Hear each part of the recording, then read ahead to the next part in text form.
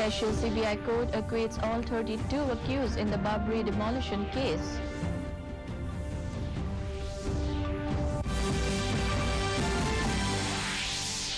India and China holding 19 working mechanism for consultation and coordination WMCC of border affairs. Assam Chief Minister presents the Ananda Ramborua Awards to students.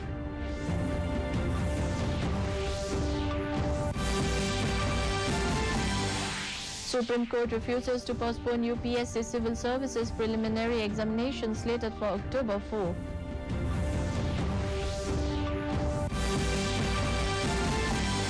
India's COVID-19 cases crossed 62 lakh mark with 80,472 infections being reported during last 24 hours.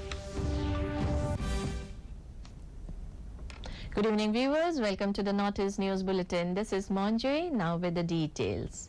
The Special CBI Court in Lucknow today acquitted all 32 accused in the Babri demolition case and said that it was not a pre-planned incident, instead it was spontaneous. Special CBI Judge Surendra Kumar Yadav said that demolition happened on the spur of the moment. He said that there were not enough evidences to prove the allegations made by CBI in this case. While delivering his verdict in the Babri Masjid demolition case, Special Judge said that the demolition was done by some antisocial elements and there was no alliance between such persons and accused, since the accused tried to pacify the mob also. Most of the senior leaders among the 32 accused, such as L.K. Advani, Kalyan Singh and Murli Manohar Joshi, were not present in the Lucknow court due to various reasons, including health and corona issues. Advani wholeheartedly welcomed the judgment by the special court. In a tweet, he said the judgment vindicates his personal and BJP's belief and commitment towards the Ram Janmabhoomi movement. Murli Manohar Joshi also welcomed the verdict. तो ये कोई पूर्व प्रायोजित नहीं था, एक समय वो घटना हो गई और बाकी जितने भी ये बाकी लोग वहाँ पे उपस्थित नेता थे, भाजपा के नेता थे, वो लोगों ने प्रयास किया था इस घटना को रोकने के लिए। दूसरी बात, सीबीआई ने जो कैसेट्स दाखिल की थी वो भी कोर्ट ने माना कि वो टेम्पर्ड थी, सील बंद नहीं थी। तीसरी कोर्ट की ओपिनियन आई थी कि जो वहाँ पे जो पेपर्स की कटिंग्स कोर्ट सीबीआई ने दाखिल की थी उसकी कोई प्रिंट या उसका कोई बेस नहीं था कि वो कहाँ से आई। India and China are holding 19th of the Working Mechanism for Consultation and Coordination WMCC of India-China Border Affairs today. Chinese Foreign Ministry spokesman Wang Wenbin confirmed this to the media in Beijing. Indian side is led by Joint Secretary in East Asia Division Naveen Srivastava and Chinese side is led by Director General for Boundary and Ocean Affairs. Our Beijing correspondent reports that the meeting is significant in the wake of 5-point consensus reached in Moscow by the two foreign ministers. The two sides had agreed to resolve outstanding issues on ground and to ease the situation along the border. Experts say that it's a good sign that both the countries are continuing their talks despite the standoff along the LAC. Assam Chief Minister Sarbananda Sonowal today conferred the Ananda Ramborua Award on students of the state who secured 75% marks or above in the high school leaving certificate examination. Speaking on the occasion, Sonowal said students must endeavor to uplift themselves into key human resource in order to find a place for Assam on the world map. Calling upon the students to cultivate spiritual, cultural and academic pursuits, the Chief Minister said, a student must have the courtesy to pay homage to their gurus, teachers and parents, among others. Health Minister Dr. Himanta Biswa Sharma said, students of the state must create an upsurge in the state in terms of knowledge and experience. MLA of Batadroba, Angulata Deka and senior officials of the Education Department were also present on the occasion. Assam Chief Minister Sarbananda Sonowal has released a number of edible products such as Joha rice, black rice, honey, jackfruit, turmeric, bhut jolokia, pepper, mushroom and mustard oil among others under the Prime Minister's Bandhan Yojana.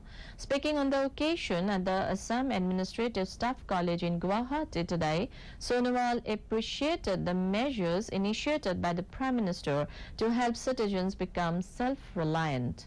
Taken up for the uplift of the ethnic tribes and communities in the country, the Chief Minister said authorities must come forward to help the self-help groups to help them dominate the market. Minister Chandan Brahma was also present on the occasion. The Supreme Court today refused to postpone the Civil Services preliminary examination to be conducted by the Union Public Service Commission on 4th of October because of COVID-19 pandemic and floods in several parts of the country. A bench of Justices A.M. Kanvilkar, B.R. Gavai and Krishna Murari asked the Centre to consider granting one more chance to those aspirants who may not appear in the last attempt for the examination due to the pandemic. The Apex Court also refused to consider the plea for clubbing of UPSC Civil Services examination of 2020 with 2021 examinations, saying this will have a cascading effect. The bench was hearing a plea seeking postponement of the Civil Services examination for 2 to 3 months so that the incessant rains recede and the COVID-19 curve flattens. India's COVID-19 cases have crossed 62 lakh mark today, with 80,472 infections being reported during the last 24 hours. Health Ministry data said the number of recoveries surged to 51,87,825, pushing the recovery rate to 83.33%. The total number of coronavirus cases mounted to 62,25,763, while the death toll climbed to 97,497, with 1,179 people succumbing to the disease in a day. There are 9,40,441 active cases of coronavirus infection in the country, which comprises 15.11% of the total case load. The case fatality rate stands at 1.57%. According to the Indian Council of Medical Research, 7,41,96,729 samples have been tested for detection of coronavirus infection, with 10,86,688 samples being tested on Tuesday. The onslaught by the COVID-19 pandemic has hit the northeastern region, with reports on newly hit cases. Active and recovered cases have evoked mixed reactions. While Assam has 32,539 active cases, the released cases number 1,44,002. The death account for 680. Tripura has accounted for 5,765 active cases. It has 19,692 cured cases. The death account for 277. The active cases in Arunachal Pradesh has touched 2,794, even as 6,743 have been cured. Death toll is 16. In Manipur, the active cases number 2,642, while the released cases are 8,039.65 persons have died. Meghalaya has 1,476 active cases, 3,940 cured cases, with the death tally at 47. With 667 active cases in Sikkim, the release number 2,235. Mizoram has 410 active cases, 1,576 cured cases, and 0 death tally. In terms of the existential COVID-19 impact on Assam, the active cases have been pegged at 32,539, even as cured cases have reached 1,43,999.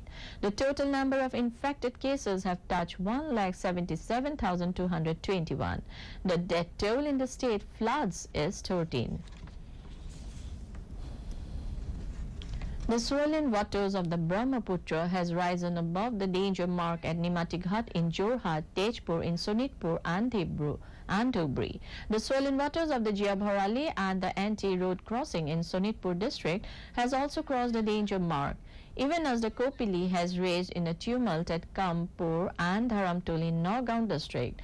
2,90,990 of the populace affected over 14 revenue circles. The affected districts are Dhemaji, Bishwanath, Goalpara, Kamrup, Hojai, Morigaon, Nagaon, Golaghat, Hibahagor, Dibrugarh, Tinsukia and West Karbi Anglong. Personnel from the NDRF, SDRF and the IWT are working round the clock in their quest to offset the damage by the unrelenting floods. The COVID virus in the world has infected 3,38,85,786, while cured cases have been pegged at 2,51,80,749. The death number 1,13,464.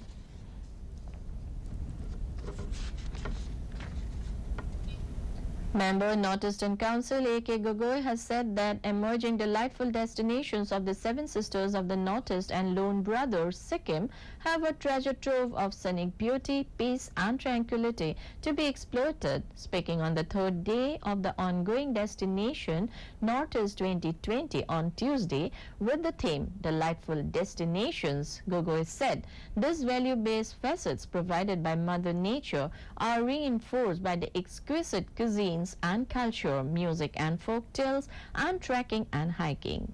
This enchant visiting tourists no end, Gogoi added. Mizoram, Nagaland, Sikkim and Tripura are participating.